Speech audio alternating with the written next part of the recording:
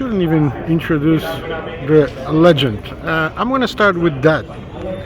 How is a legend feels every day? Legends of boxing. Some days I feel great, and some days not so great. But all in all, I have a very good life, so I feel I'm a very happy person. You are a happy person. I know how you started. You started in I'm not going to say law enforcement. You were the lawyer. You worked for Prosecutor. Prosecutor, correct. And you jumped into the boxing, and it was something which appeals to you from what I read, and I read a lot from the beginning. Why was it?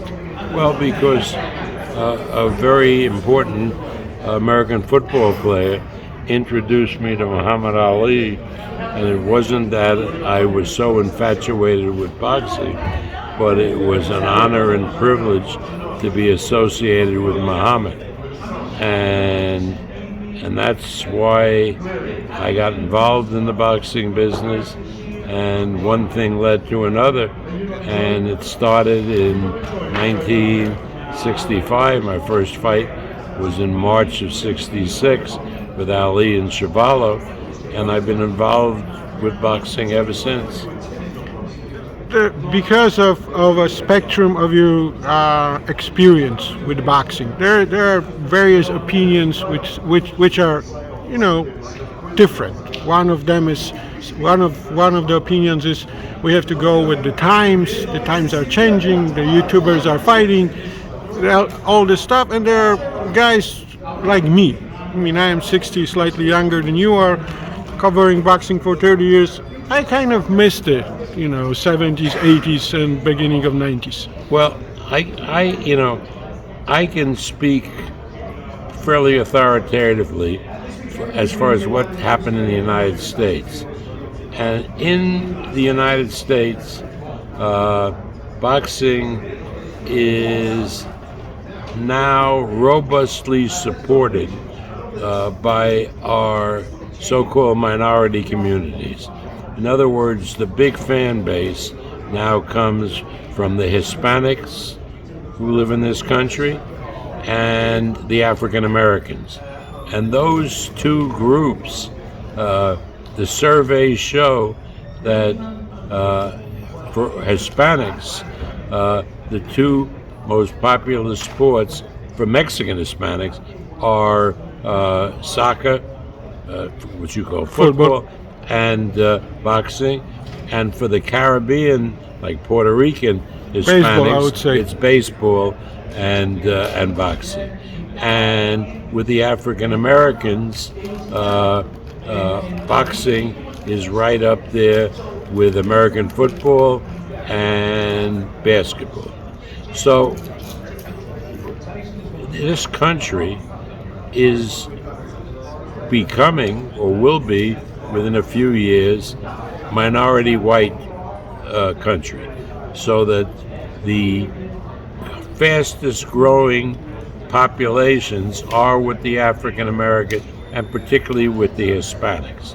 So boxing is alive and well in the United States primarily because of those two groups, and advertisers pay a premium to reach the so-called minority community. So it's been very, very good. Now, there has truly been a fall-off among whites, and we've lost fans to mixed martial arts, which is popular with young white males, probably even more so than boxing. But that's not the case with African American males and Hispanic males. Yeah. But then you have, of course, hard to disagree with someone who knows what he's talking about. But then it comes to fights like this, or fights like Alexander Usyk versus Anthony Joshua, or Deontay Wilder versus Tyson Fury, when everyone is interested.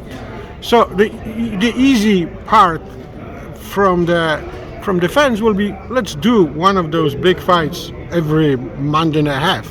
Everybody's gonna watch it. Well, here is the problem. Be frank about it. Always. Yeah. In the United States, when I first started in boxing in the 1960s, well over 50 years ago, of the 20 top heavyweights in the world, 18 or 19 were Americans, and mostly African Americans. Why was that? Because American football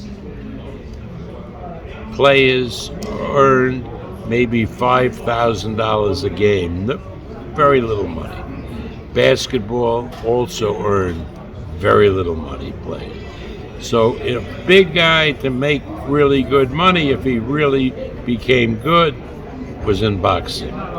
That changed. Television contracts. Now American football players make millions of dollars a season, and basketball players are some of the richest people in the world. And so the pool for heavyweight boxers really dried up. And the good heavyweights as of today come from, say, Europe, United Kingdom, the continent. And why is that? Because when you look at the sports in those places, it's not American football. It's football, but you call it soccer. And these big guys are now really good in soccer because they're too big and they're smaller guys.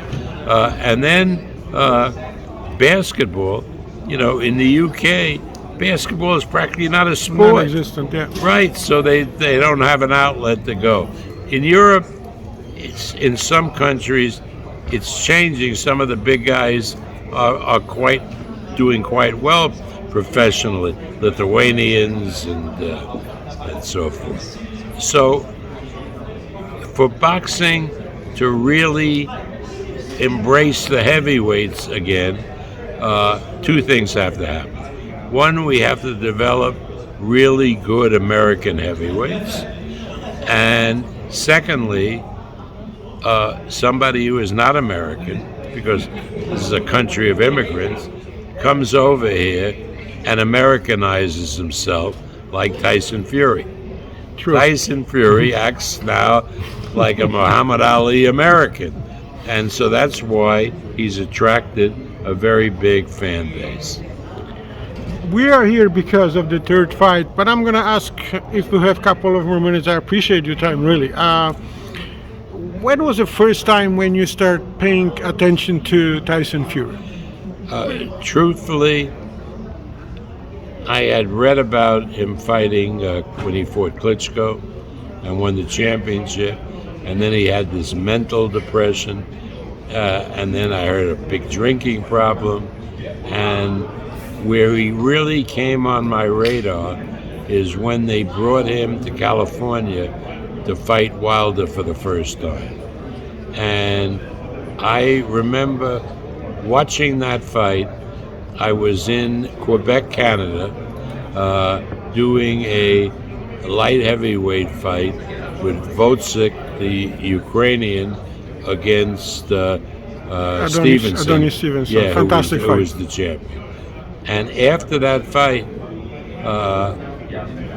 they gave us a television in the club room in the arena, because going to that fight was Lomachenko and the father, Papa Lomachenko, and Usyk, because they were all on the same team as Wojcik at the Olympic, and they were very close.